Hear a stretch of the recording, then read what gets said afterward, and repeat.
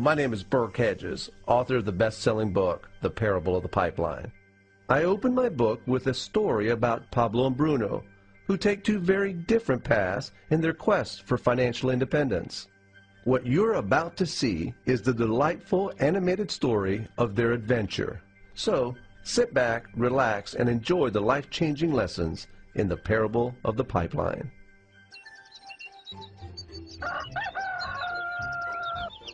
Far away, in a small village, near a beautiful valley, lived two friends, Pablo and Bruno.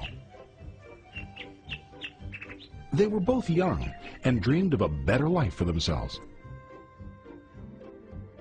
They'd often discuss their dreams about how they would become the most successful men in the village. They weren't afraid of hard work, and they searched for opportunities to help realize their goals and achieve their dreams. One day, an opportunity presented itself.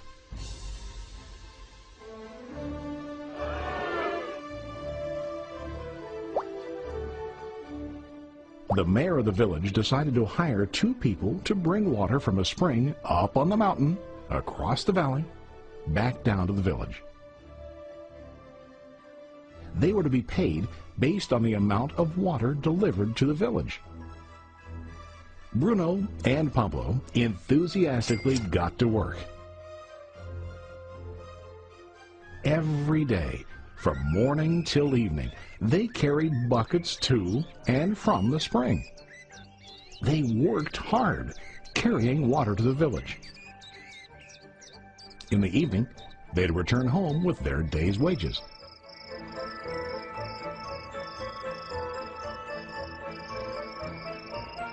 Bruno was satisfied with his work and the money he earned.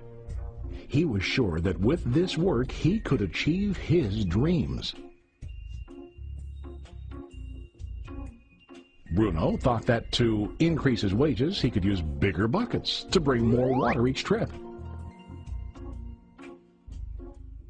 He believed with a larger income, he would soon be able to buy a cow and the house that he dreamed about.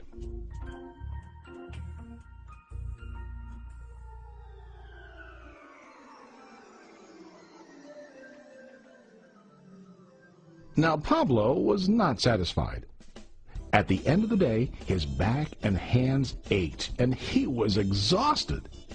He was looking for an easier way to earn more. One day, an idea occurred to Pablo. He imagined building a pipeline to deliver the water from the mountain spring to the village. With this pipeline, he could get more water to the village without carrying buckets back and forth from the spring to the village. Soon, he got very excited about his idea and began to plan. Pablo, of course, shared his idea with his friend Bruno and asked him to join with him to work on and help build the pipeline. Bruno thought the idea was crazy. All Bruno could think about was what his money could buy today and how to get it quicker. He felt that building a pipeline would slow him down and delay him in achieving his goals. Instead, Bruno got bigger buckets and went more often back and forth fetching water. He was sure that with this method, he could make more money. Pablo decided to build the pipeline on his own. He understood that it would not be easy to build, and it would take time to complete the pipeline.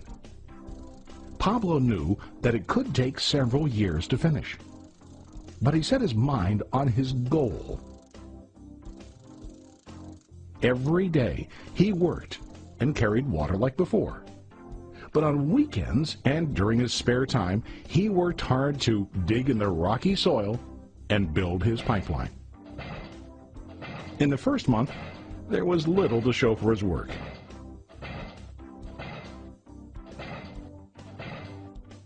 Bruno and the villagers laughed and teased him.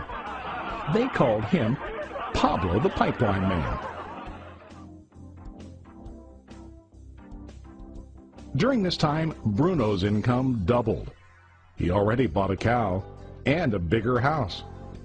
His lifestyle changed. He now spent time after work in the bar, enjoying his hard-earned wages from delivering water.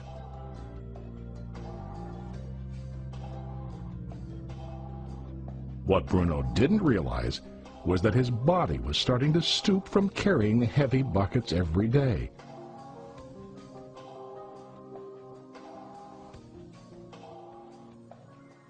His face looked worn and his body tired. Soon, he began to carry less and less water due to the wear and tear on his body.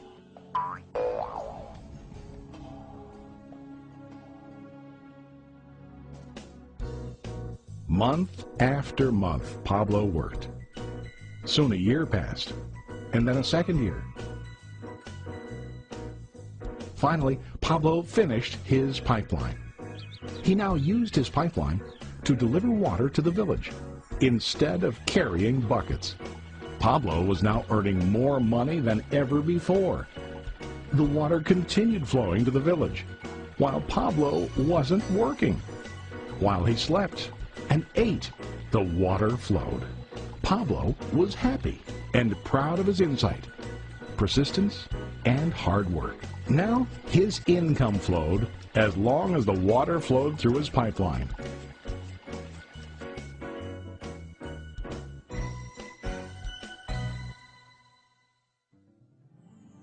The story of Bruno and Pablo is a reflection of life. Their jobs symbolize what most people do to earn money. Bruno gets his money using buckets. He goes back and forth, carrying his buckets from the spring to the village in exchange for money. To increase his income, he either has to go more frequently to the spring or to use larger buckets. It's common in real life to increase our income by working harder. For example, working overtime or getting a second job. We also increase the size of our buckets by accepting a higher paying position, which often includes spending more time on the job. Most of us exchange time for money like Bruno. We know that every person has only 24 hours in the day and that it's not possible to use all our time to work. The most difficult time comes when we can no longer exchange time for money due to age, health, or other reasons. Then, our income stops. Now let's review what Pablo did. Very wisely, Pablo did not exchange all of his time for a limited income, but he used some of his time to build a pipeline. He knew that the pipeline would bring ongoing income as long as the water flowed. An ongoing income that multiplied the time he worked each day. Pablo knew that someday, maybe because of age or health, he would no longer be able to exchange his available time for money.